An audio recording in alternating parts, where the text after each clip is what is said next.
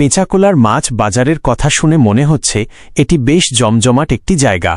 বিশেষ করে একদম ভোরে টাটকা নদীর মাছ আর সতেজ সবজির যে আমেজ, সেটা সাধারণ বাজারের চেয়ে অনেক আলাদা। যারা একদম ফ্রেশ জিনিসের খোঁজে থাকেন তাদের জন্য এ ধরনের বাজারগুলো আশীর্বাদের মতো। তবে এই বাজারের পুরো সুবিধা নিতে চাইলে কিছু বিষয় মাথায় রাখা ভালো। কেন সকালে যাওয়া জরুরি? সেরা মাছের সংগ্রহ।